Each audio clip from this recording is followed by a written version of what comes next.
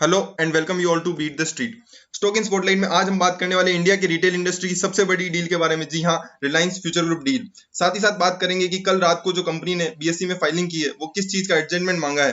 Fund raising plans पर जो आज मीटिंग होने वाली है वो होने वाली है या नहीं। Q4 रिजल्ट्स कल क्यों नहीं आए और अब उसमें क्या होने वाला है और कब तक वो डिले किए गए हैं। बोर्ड मीटिंग की डेट को लेकर काफी कंफ्यूजन चल रहा है, वो क्या है। इस वीडियो में हम ये भी बात करेंगे कि रिलायंस की लेंडर और बैंक से क्या डिमांड चल रही है और फ्यूचर ग्रुप के अंदर और कहीं कौन सी नई डील होने वाली है और कौन कौन से नए डेवलपमेंट्स देखने को मिले हैं। अगर आप चैनल पर पहली बार आए हैं तो मैं बता दूं, हम लगातार exclusive Reliance future group deal update सबसे पहले यूट्यूब पर डालते हैं और मैं वादा करता हूं आपसे, जब भी ये डील फाइनलाइज होगी हम ही सबसे पहले इसे यूट्यूब पर डालने वाले हैं। तो चैनल को सब्सक्राइब कर लें और बेल आइकन को प्रेस कर लें, क्योंकि आपको पूरी फ्यूचर ग्रुप की अपडेट से हम सबसे पहले आपको अपडेट रखेंगे। और वीडियो थोड़ा सा बड़ा होने वाला है, बट आपको इसको एंड तक देखना पड़ेगा, बिल्कुल भी स्किप ना करें, क्योंकि हम इसमें हर चीज डिटेल में एक्सप्लेन करने वाले हैं कि पूरी जो डील का स्ट्रक्चर है और साथ ही साथ जो डेट को लेकर कंफ्यूजन चल रहा है उसको पूरी तरह क्लियर कर देंगे। तो सबसे पहले हम चलते हैं, कंपनी ने जो बीएसई में फाइलिंग की है वो क्या है। तो फंड रेजिंग प्लान को लेकर कंपनी ने 26 अगस्त को बीएसई में फाइलिंग की, जो आपके सामने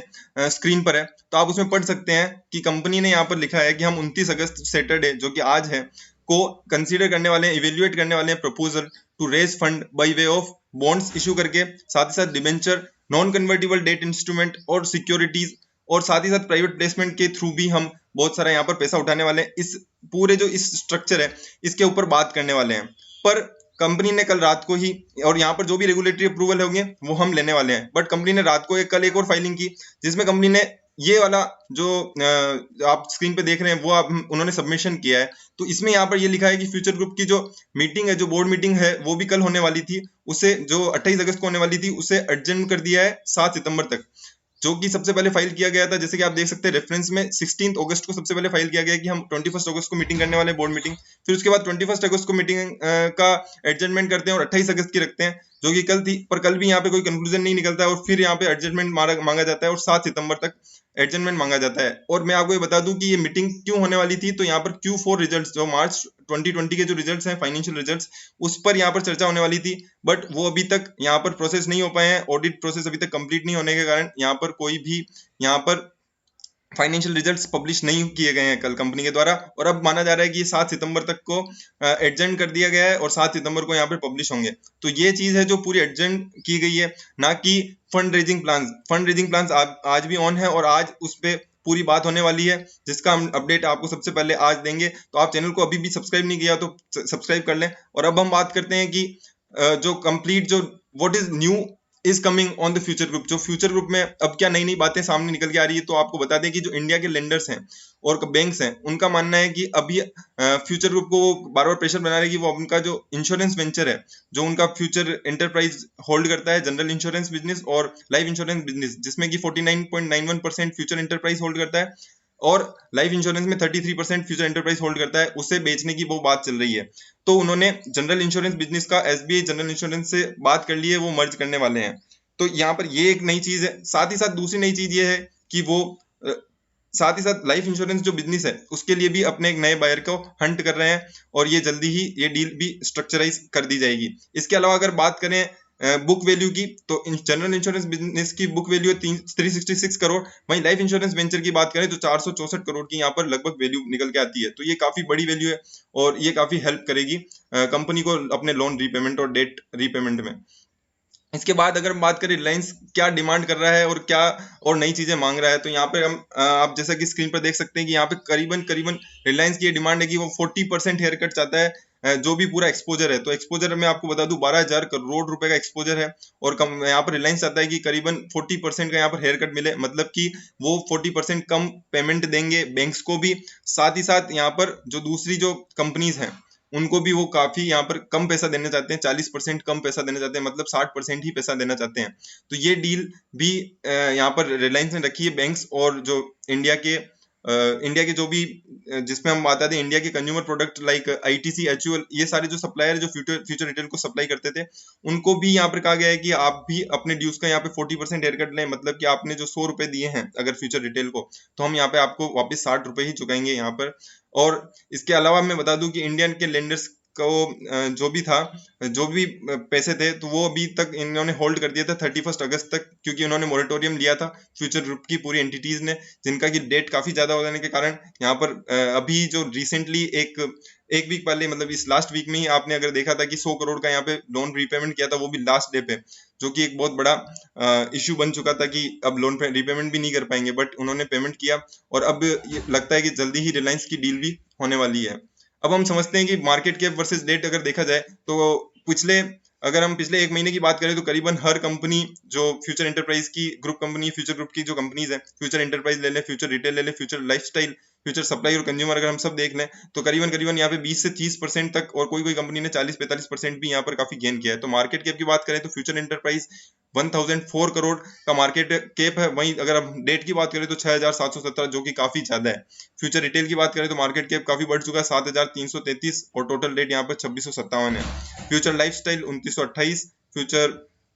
लाइफस्टाइल का अगर हम बात करें डेट की तो 903 करोड़ है। तो कुल मिला के अगर हम ओवरऑल देखें तो 14133 करोड़ का यहाँ पर मार्केट कैप हो चुका है। वहीं अगर टोटल डेट की बात करें तो 11693 करोड़। और मार्केट कैप की जो बढ़ क्यों रहा है, अगर हम इसको समझें तो यहाँ पे एक ही रीजन है, only one reason is that, कि यहाँ पर रिलायंस से जो होने वाली डील है वो अगर फ्रूटफुल होती है तो यहाँ पे कहीं ना कहीं फ्यूचर एंटरप्राइज के शेयर होल्डर्स को यहाँ पे फायदा मिल सकता है। के बाद अगर हम बात करें कि क्या होने वाली रिलायंस और फ्यूचर रिटेल की जो डील है उसके टेक्टिक्स क्या होंगे, तो 1700, मैं बता दूं कि 1700 स्टोर हैं टोटल फ्यूचर ग्रुप के, जिसमें शामिल है FBB, food hall, Nilgiri, big बाजार, हेरिटेज, सेंट्रल फूड्स और ब्रांड फैक्ट्री, जैसे कि यहाँ पे बड़े बड़े अपीरल ब्रांड्स भी हैं, पेंटालून्स जैसे भी ब्रांड्स हैं। तो यहाँ पे करीबन 1700 स्टोर की डील होगी, जिसमें रिलायंस अब मैनेज करेगा, और रिलायंस यहाँ पर आगे आने वाले फ्यूचर में इन सब चीजों को मैनेज करेगा कि किस तरीके से यहाँ पर डीलिंग होगी। और यहाँ पे पूरा जो कंट्रोलिंग स्टेक है वहाँ मेरे को लगता है कि कहीं ना कहीं रिलायंस के पास चला जाएगा। रेवेन्यू की बात करें तो फ्यूचर रिटेल की रेवेन्यू 5130 करोड़, फ्यूचर कंज्यूमर की क्वार्टरली रेवेन्यू है ये केवल मात्र 688 करोड़, और फ्यूचर लाइफस्टाइल की बात करें तो 1365 करोड़। तो यहाँ पे काफी बड़ा सेगमेंट यहाँ पर रिलायंस को मिलेगा, और वो यहाँ इसे रिलायंस को यहाँ पर कहीं ना कहीं एक नंबर, रिलायंस रिटेल को एक नंबर 1 पोजीशन पर लाके खड़ा कर देगा। और फिर केवल दो ही प्लेयर बचेंगे। ई कॉमर्स इंडस्ट्री की बात करें तो हम रिटेल इंडस्ट्री और ई कॉमर्स इंडस्ट्री की बात करें तो अमेजोन वर्सेस रिलायंस की बात रह जाएगी। इसके अलावा हम बात करें तो फ्यूचर रिटेल की जो भी फ्रेंचाइजी एग्रीमेंट थे, जो कि 7-Eleven इंक और कोई से भी जो डेवलपमेंट्स यहाँ पर थे, वो सारे के सारे रिलायंस को हैंड ओवर कर दिए जाएंगे। जो 7-Eleven स्टोर की जो ऑपरेशन है वो भी रिलायंस को यहाँ पर हैंड ओवर कर दिए जाएंगे, जो कि एक बहुत बड़ा यहाँ पर चीज देखने को मिल सकती है। इसके अलावा अगर हम बात करें कि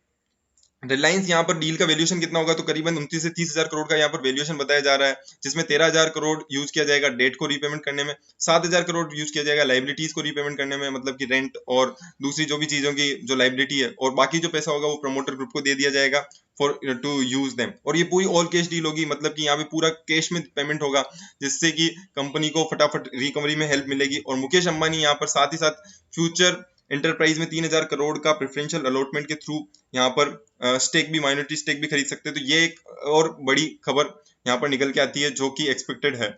इसके अलावा अगर हम बात करें कि रिलायंस रिटेल की अगर डील हो जाती है, तो यहाँ पर रिलायंस रिटेल और फ्यूचर रिटेल की अगर डील होती है तो रिलायंस रिटेल को कैसे फायदा मिलेगा, तो 26,000 करोड़ रुपए यहाँ पर का रिटेल में यहाँ पर एडिशनल सेल्स यहाँ पर देखने को मिल सकती है रिलायंस रिटेल की, और ये नंबर 1 पर खड़ा करता है रिलायंस रिटेल को। साथ ही साथ अगर बात करें कि ये मुकेश अंबानी जो कि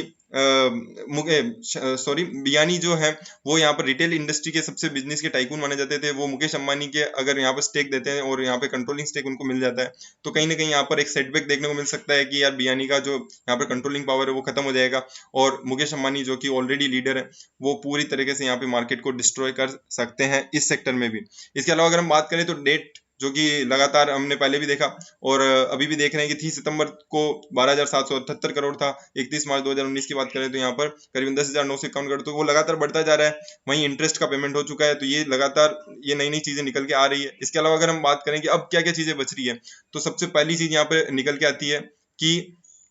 ये थर्ड टाइम है जब यहाँ पर फ्यूचर ग्रुप की जो रिजल्ट्स हैं उसको डेफर कर दिया जाए, जो कि एक सरप्राइज भी है और एक शॉक भी देता है। इसके अलावा अगर नई चीज जो आई है कि यहाँ पर जनरल इंश्योरेंस बिजनेस को बेच दिया जाएगा, और जो एसबीआई का जो जनरल इंश्योरेंस बिजनेस है उनका साथ मर्जर, और रिलायंस की जो डील चल रही है, इस कारण भी यहाँ पर डीले देखने को मिल सकता है, क्योंकि काफी ड्यू डिलीजेंस बिजनेस में चल रहे हैं और काफी स्टेक सेल की बातें चल रही है। तो कहीं ना कहीं यहाँ पर ऑडिटर्स को और बहुत सारी चीजें यहाँ पर कंपनी के अंदर चल रही है, जिस कारण की यहाँ पर डीले देखने को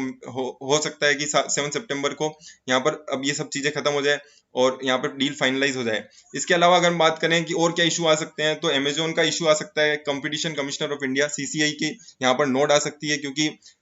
Amazon and Reliance is both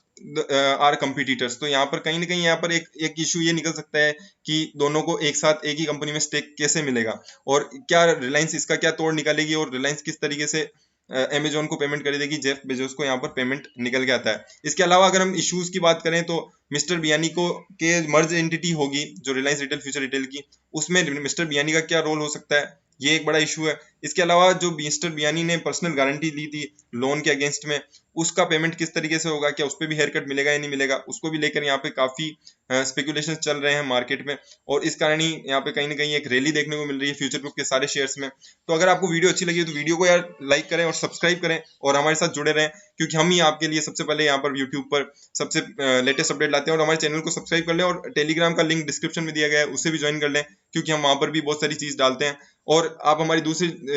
जो